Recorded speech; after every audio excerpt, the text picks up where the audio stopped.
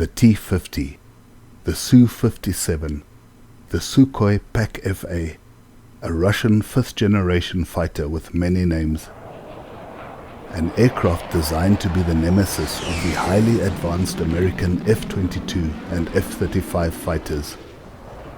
Highly maneuverable, this fast and deadly stealth fighter is thought to be the world's best aircraft in a dogfight scenario. Hi there, and welcome to our channel. We invite you to sit back and relax as you join us on another exciting model building adventure.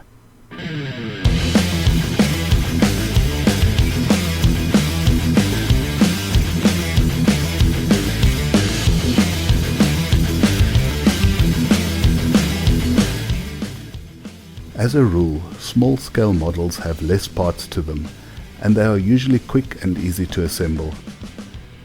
The Zvezda T-50 is in 70-second scale, and all of the parts are presented on 5 simple sprue frames. The clear parts of the canopy are a little thinner than those found on similar aircraft kits, and they are slightly opaque to the eye. They are, however, nicely molded, as one could see the framework structures quite clearly, and later on this made it a lot easier to mask off the finer canopy details. There are 2 pilot figures, which is always a win in my book. One of these is a standing figure, complete with a ladder, which would look great if the finished model is displayed as a landed aircraft. The other figure is in a seated position, to be used when the aircraft is displayed in flight. The main body of the aircraft has an unusually rough texture, which is actually a positive feature, as this texture allows the paint to adhere to the larger surface areas of the model. By contrast, the rest of the parts on the main sprue set have a much smoother texture, but luckily this difference didn't affect the overall appearance of the finished model. The kit also includes a custom stand for the finished aircraft, which would be perfect for a dynamic looking display. But as this particular T-50 was destined to be suspended from a ceiling, neither the stand nor any of the landing gear would be used. I assembled the pilot seat, which, tiny as it was, actually had 6 parts to it. Then I applied a black base coat to all of the cockpit's elements. The figures received a black base coat as well, after which they were painted according to the colors in the instruction sheet. I glued the pilot into his seat and added this to the cockpit.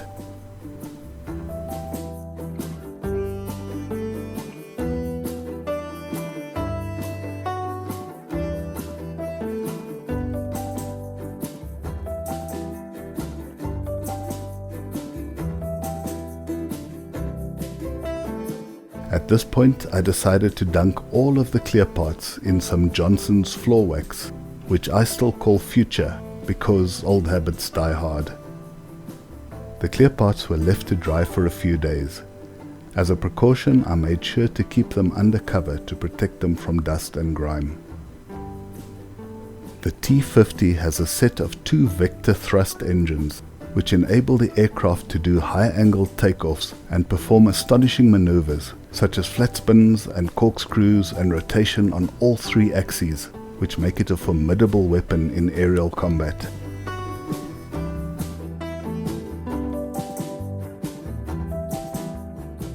The twin engines of the real T-50 are intricately detailed, and I was going to try my best to emulate them as closely as possible on the model.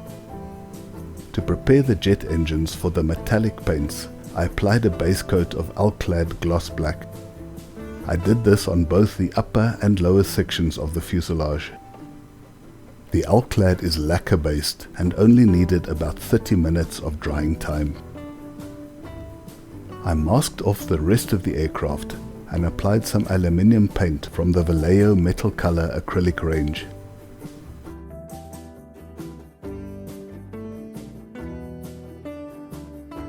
While this cured, I painted the turbines and applied a panel wash to the details. The nozzles received a coat of burnt aluminium. I applied detail masks to the engines and sprayed on some Vallejo copper, After allowing some drying time, the masks were removed meticulously to minimize any damage to the aluminium paint layer underneath. Unfortunately, I should have stuck to one brand of paints and not mix things up with the lacquers and acrylics. No matter how careful I was in removing the masks, some of the aluminium paint still lifted from the surface. This meant a lot of painful touch-up work later on, and I chalked all of this up to a lesson learned. I gave the engines a few good layers of Alclad aqua gloss varnish, and for safety's sake, I let these layers cure over 24 hours. Building the air intakes was quite a tricky business. The outer section was made up of several parts, which had to be glued and clamped and set aside to cure. All of the parts for the inner sub-assemblies were first painted, and afterwards they were separated from their sprue trees and glued together. The S shape of these air intakes is a clever design feature which allowed the T-50 to be shaped in a specific configuration to achieve stealth capability. The overall structure of the aircraft reduces its scattering surface area and so makes it less visible on radar. I'll admit fitting these parts was tricky at first, but it didn't take too long to figure everything out.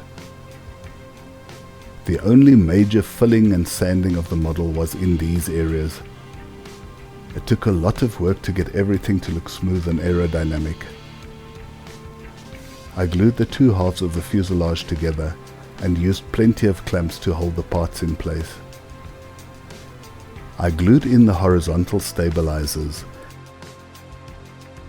and then the canopy glass onto the cockpit using, of all things, canopy glue. Once all of the adhesives had cured, I masked off the canopy and the engines and gave everything a base coat of Tamiya grey surface primer. As a rule, I mostly build my models to match the box art as closely as possible. I do this because the box art is usually the best and most readily available source of reference, but also because it's the very picture which captured my attention when I bought the model in the first place. However, as I was scouring the internet for some additional reference pictures for the splinter pattern of the box art, I came across an interesting set of photographs which featured the T-50 with a two-tone pixelated livery, and I was immediately captivated by this interesting camo pattern. The T-50's twin-engine configuration allows it to have a service ceiling of 20,000 meters, which is the highest of all 5th generation fighters. It has a top speed of almost Mach 2, twice the speed of sound, although it needs to use its afterburners to achieve the speed, which completely ruins its stealth capabilities. The T-50 has a range of 5,000 kilometers and has a head-on radar cross-section of half a square meter, which is about the size of a truck tire. This sounds pretty good until you realize the F-22 Raptor has a radar cross-section the size of a toy marble. To paint this awesome camo pattern of the T-50, I decided to try a mottling technique which I hadn't used before. It involved a bit of fine airbrush control as I tried to create a random pattern of pre-shading across the surface of the model. I followed this up with a few light coats of paint in an attempt to blend those pre-shaded areas together. I was quite happy with the way it turned out, as the finished result with all its subtle shades and variations mimicked a real-life paint job quite closely. I sealed it in with a coat of semi-gloss varnish which was left to dry completely. Applying the masks for the digital camo pattern was a labor of love. I started with the upper fuselage and masked off the blue areas using the source pictures I had as a reference. I did the same for the lower fuselage and the two tail rudders. Then it was simply a process of repeating the mottling effect for the second color of the camo pattern. I used a light sea grey in this step and applied it in thin layers so that the blue paint from the previous step would show through, and this would allow the color to match the reference pictures more closely. I removed the masks carefully and did some touch-ups with a paintbrush where things had not gone too smoothly.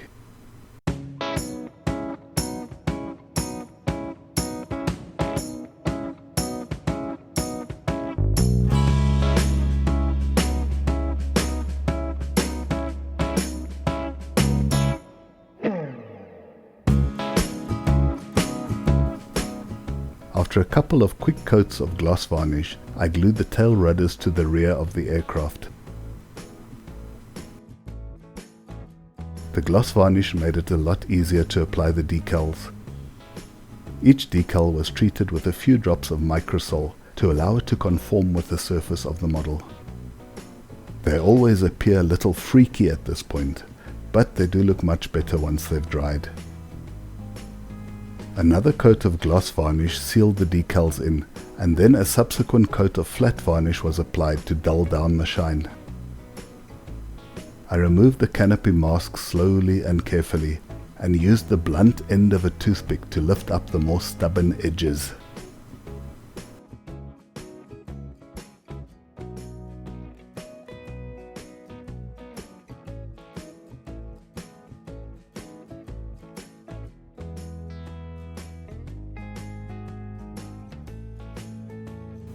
I used the same technique to get rid of the engine masks.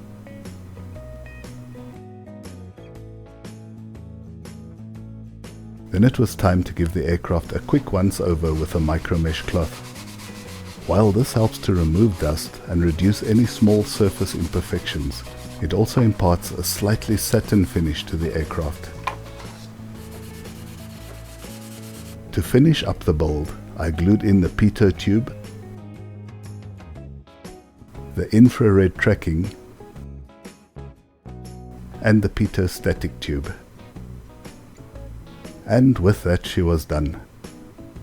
The Zvezda 72 scale T-50 was a fairly challenging kit to build, and the two-tone pixelated camo pattern was definitely a fun experience.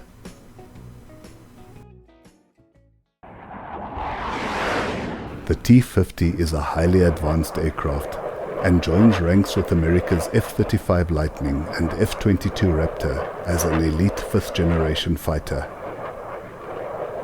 So long, and thank you for watching.